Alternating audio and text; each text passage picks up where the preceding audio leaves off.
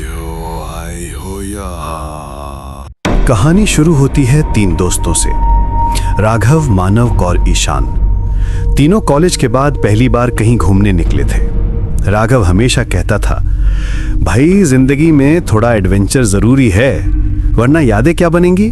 उनका प्लान था हिमाचल के एक छोटे से गांव मलाना घाटी में वीकेंड बिताने का। वो जगह बहुत कम लोग जानते थे। इंटरनेट पर भी बस 2-3 फोटोज मिली थीं। एक झील, घने देवदार के पेड़ और उनके बीच एक पुराना सरियाना गेस्ट हाउस।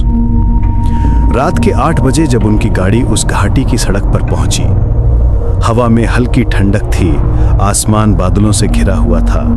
पहाड़ी रास्ते पर एक पुरानी सफेद एसयूवी धीरे धीरे ऊपर चढ़ रही थी। हेडलाइट की रोशनी कोहरे को चीरते हुए मुश्किल से कुछ फीट तक ही दिख रही थी। सड़क संकरी थी, एक तरफ खाई, दूसरी तरफ घना जंगल। गाड़ी के अंदर 3 दोस्त थे। राघव ड्राइव कर रहा था, उसकी आंखें सड़क पर टिकी हुई थीं, लेकिन चेहरा थका हुआ लग रहा था। मानव पीछे बैठा था, खिड़की से बाहर झांकते हुए पेड़ों की काली परछाइयां देख रहा था। ईशान ने अपने फोन की टॉर्च ऑन कर रखी थी, क्योंकि बाहर का कोहरा इतना गाढ़ा था कि हेडलाइट भी बेअसर लग रही थी। भाई, ये सही में रास्ता है ना? ईशान ने थके स्वर में पूछा। राघव ने बिना नजर हटाए जवाब दिया, डर गया क्या? गूगल मैप तो यही दिखा रहा है, बस थोड़ा और ऊपर। मानव हल्का सा हंसा। कहीं ये गूगल मैप हमें ऊपर से सीधा नीचे घाटी में न गिरा दे। गाड़ी आगे बढ़ी और धीरे धीरे कोहरा और घना होता गया। रास्ता अब कंकरीला था। टायरों के नीचे छोटे छोटे पत्थर चरमराते हुए आवाज कर रहे थे।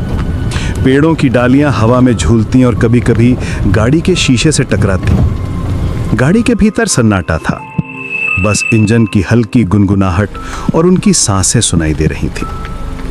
करीब 10 मिनट बाद सामने एक पुराना लकड़ी का बोर्ड दिखा।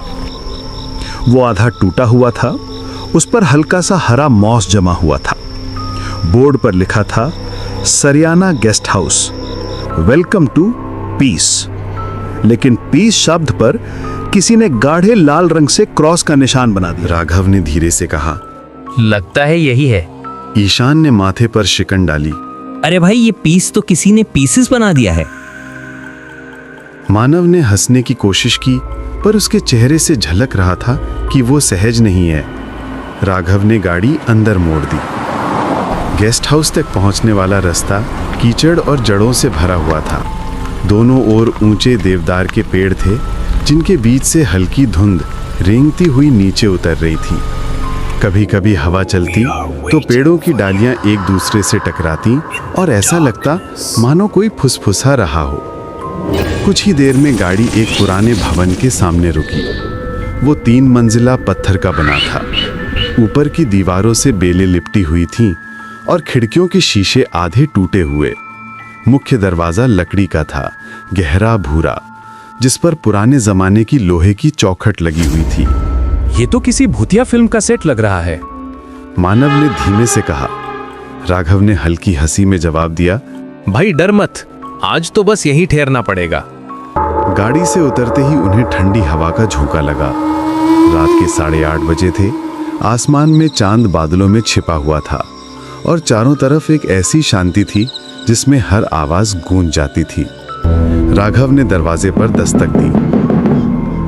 अंदर से कोई हलचल हुई। दरवाजा धीरे धीरे खुला और सामने आया एक बूढ़ा चौकीदार। उसके बाल सफेद थे, आंखें धसी हुई और चेहरे पर एक गहरी झुर्रियों की लकीर। वो बिना कुछ बोले कुछ सेकंड तक तीनों को घूरता रहा, फिर भारी आवाज में बोला, 3 कमरे खाली हैं, मगर ऊपर वाला मत लेना। राघव ने मुस्कुराते हुए पूछा, क्यों बाबा, ऊपर क्या है? भूत है क्या? बूढ़ा धीरे से बोला, जो ऊपर गया वो नीचे नहीं आया। एक पल के लिए माहौल ठंडा पड़ गया। ईशान ने घबराकर कहा, हम नीचे ही ले लेते हैं। बूढ़ा सिर हिलाता हुआ अंदर चला गया और तीनों उसका पीछा करते हुए गेस्ट हाउस में दाखिल हुए। अंदर की हवा सीलन भरी थी। दीवारों पर नमी के निशान थे और छत से लटकती पुरानी लाइट पीली झिलमिलाहट दे रही थी। सीढ़ियां लकड़ी की थीं और हर कदम पर हल्की आवाज देती। फर्श पर पुराने गलीचे बिछे थे जिनसे हल्की सड़ी सी गंध आ रही थी। तीनों को नीचे वाले 2 कमरे मिले। राघव ने हंसते हुए कहा, यार अगर ऊपर कुछ है भी तो उसे डिस्टर्ब क्यों करें? मानव ने कहा, भूत नहीं, ह्यूमिडिटी ज्यादा है यहाँ। उन्होंने अपना सामान खोला, गैस स्टोव निकाला और थोड़ा खाने का सामान टेबल पर रख दिया। बाहर अब हल्की बर्फ गिरने लगी थी। खिड़की के बाहर सफेद परतें जमने लगी और हवा के साथ झोंके अंदर तक महसूस हो रहे थे, जो सीधे हड्डियों में उतर रही थी। रात करीब 10 बजे तीनों ने आग जलाई। गेस्ट हाउस का मुख्य हॉल बड़ा था।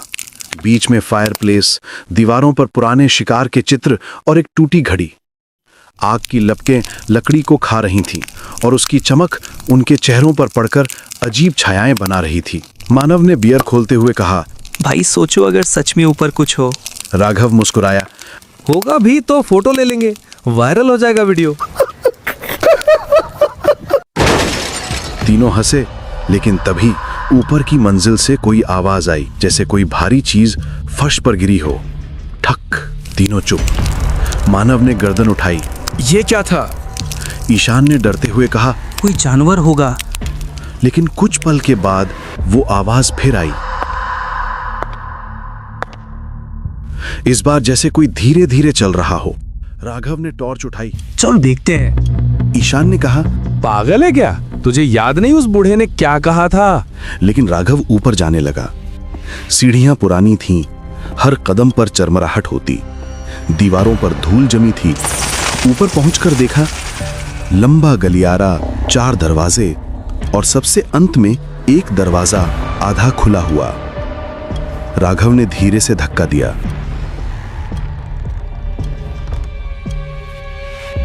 कमरा अंधेरे में डूबा हुआ था। अंदर सिर्फ एक पुरानी लकड़ी की कुर्सी थी जो अपने आप हिल रही थी। झूला सी कुर्सी जो आगे पीछे झूल रही थी, मानो कोई उस पर बैठा हो और अभी अभी उठा हो। तीनों जड़ हो गए। राघव ने टॉर्च की रोशनी कुर्सी पर डाली, लेकिन वहां कुछ नहीं था। फर्श पर बस पुराने पैर के निशान थे, जैसे गीले पैरों से कोई चला हो। मानव ने डरते हुए कहा, राघव चलो तुरंत नीचे चलते हैं। अचानक दरवाजा अपने आप बंद हो गया। ईशान चीखा, राघव। टॉर्च बुझ गई। अंधेरा, बस सांसों की आवाजें। कुछ पल बाद दीवार के पीछे से फुसफुसाहट हुई। क्यों आए हो यार? तीनों ने मुड़कर देखा। कुर्सी अब स्थिर थी, पर उसके पीछे एक परछाई थी, लंबी, टेढ़ी और चेहरे पर बस काला धब्बा जहां आंखें होनी चाहिए थीं। राघव ने जोर से दरवाजा धक्का दिया और नीचे भागे। उनके पैरों के नीचे फर्श चरमराया और नीचे पहुंचते ही उन्होंने देखा, बूढ़ा चौकीदार अब वहां नहीं था। टेबल पर उसकी लाठी पड़ी थी और फर्श पर ताजा खून की बूंदें, और अब पूरा हॉल पीले धुएं से भरा लग रहा था। मानव ने कांपते हुए कहा, बूढ़ा कहाँ गया? वो अभी यही था। ईशान ने फर्श की तरफ देखा। खून की बूंदें धीरे धीरे दरवाजे की तरफ खिंचती जा रही थी, जैसे कोई उन्हें घसीटकर बाहर ले गया हो। तीनों ने एक दूसरे की ओर देखा, फिर धीरे धीरे उस निशान का पीछा करने लगे। दरवाजा उन्होंने खोला तो बाहर ठंडी हवा का झोंका आया। बर्फ अब तेजी से गिर रही थी। चांद बादलों के बीच से आधा झांक रहा था और सामने लकड़ी का लंबा बरामदा फैला था, जिसके अंत में अंधेरा निगल चुका था। निशान बरामदे से होते हुए पिछवाड़े तक गए। वहां एक छोटा सा रास्ता था जो जंगल की ओर जाता था। पेड़ों के बीच वो लाल निशान अब टूट गए थे और सिर्फ बर्फ पर दबे 3 अजनबी पैरों के निशान रह गए थे, एक बड़ा और 2 छोटे, जैसे कोई किसी को खींचकर ले जा रहा हो। राघव वापस चलते हैं, सुबह देखते हैं। ईशान ने डरते हुए कहा, लेकिन राघव ठहर गया। उसकी आंखें कुछ ढूंढ रही थी। याद है बूढ़े ने क्या कहा था? ऊपर वाला कमरा मत लेना। उसने धीरे से आगे देखा। शायद जो ऊपर था वही उसे ले गया। तीनों वापस अंदर लौटे, दरवाजा बंद किया और कुर्सियां लगाकर टिकाया। गेस्ट हाउस अब और भी डरावना लग रहा था। हवा दीवारों की दरारों से अंदर आती और सीटी जैसी आवाज करती। तीनों आग के पास बैठ गए। बाहर बर्फ का तूफान बढ़ गया था। मानव ने कांपती आवाज में कहा। अगर यहाँ कोई है तो वो हमें जाने नहीं देगा। ईशान ने आंखें बंद की, तू चुप कर, सुबह तक सब ठीक हो जाएगा। लेकिन तभी ऊपर की मंजिल से फिर वही आवाज आई। इस बार कदमों की नहीं, जैसे कोई जमीन पर कुछ घसीट रहा हो। राघव ने धीरे से कहा, अब की बार अगर ऊपर कुछ है तो हमें पता लगाना ही होगा। ईशान चिल्लाया, क्या पागल हो गया तू? पर राघव ने टॉर्च उठाई, धीरे धीरे सीढ़ियों की ओर बढ़ गया। मानव ने उसका हाथ पकड़ा, भाई अकेला मत जा। तीनों साथ ऊपर गए। ऊपर अंधेरा था, बस टॉर्च की रोशनी दीवारों पर घूम रही थी। हर दीवार पर अजीब से निशान थे। किसी ने नाखूनों से खरोचा था, कुछ जगहों पर पुराने खून के धब्बे थे। कमरा अब भी खुला था, वही झूलती कुर्सी बीच में रखी थी, पर इस बार उसके सामने एक आईना था, धुंधला पुराना, जिसकी सतह पर अंगुलियों के निशान बने राघव हुए थे। पास गया। आईने में उसने खुद को देखा, पर उसके पीछे 3 परछाइयां थीं, एक ईशान और दूसरी मानव की, कोई तीसरा। वो झटके से पीछे मुड़ा, पर वहां कोई नहीं था। ईशान और मानव दरवाजे के पास ही थे। क्या हुआ? मानव ने पूछा। राघव बस घूरता रहा। अभी यहाँ कोई था। अचानक कमरे की लाइट टिमटिमाई। दीवारों पर बनी दरारें फैलने लगी। आईना अपने आप कांपने लगा और फिर उसके बीच से एक हाथ निकला। लंबी उंगलियां, सड़ी त्वचा और उसके नाखूनों के नीचे खून जमा था। तीनों चीख पड़े। राघव ने पीछे हटते हुए टॉर्च फेंक दी, जो फर्श पर गिरकर घूमी और रोशनी सीधी दीवार पर पड़ी। वहां अब बूढ़ा चौकीदार खड़ा था, लेकिन उसका चेहरा मानो जला हुआ था। वो बोला नहीं, बस उंगली से नीचे की ओर इशारा किया, फिर धीरे धीरे पीछे हटता गया और अंधेरे में गायब हो गया। तीनों नीचे भागे, दरवाजा खोलने की कोशिश की, पर वो हिला नहीं। मानव ने पूरी ताकत लगाई, फिर भी बंद।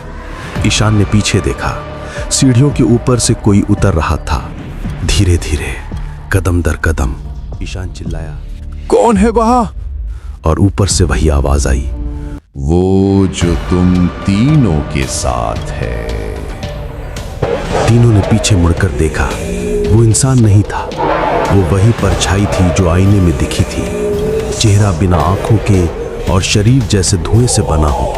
वो उतरते हुए रुक रुक कर झुकता था, जैसे किसी टूटी हड्डी वाला चल रहा हो। राघव ने पास की लकड़ी उठाई, आग में डुबोकर जलाया और सीढ़ियों की ओर फेंक दिया। लपटें उठी, पर वो परछाई लपटों से नहीं चली, बल्कि और नजदीक आ गई। अब वो फर्श के पास थी और उसका चेहरा साफ दिखा। वो बूढ़ा चौकीदार ही था, लेकिन उसकी आंखों से धुआं निकल रहा था। उसने बस एक शब्द कहा, ऊपर मेरी लाश। राघव ने पीछे मुड़कर देखा। सीढ़ियों के बगल में दीवार फटी हुई थी और उस फटी जगह से एक पुरानी रस्सी लटक रही थी, जिसके नीचे एक हड्डियों का ढेर पड़ा था। ईशान ने कांपते हुए कहा, वो ये वही है। कमरे में हवा भारी हो गई। दीवारों पर बने निशान चमकने लगे। हर तस्वीर, हर खिड़की हिलने लगी। बर्फ का तूफान अब अंदर तक आ गया था। तीनों भागे। उसी वक्त गेस्ट हाउस के अंदर से म्यूजिक बजने लगा, एक पुराना रेडियो जिसकी सुई अपने आप घूम रही थी, और आवाज आई, आज फिर कोई आया है, फिर कोई नहीं जाएगा। पीछे दरवाजा खुला।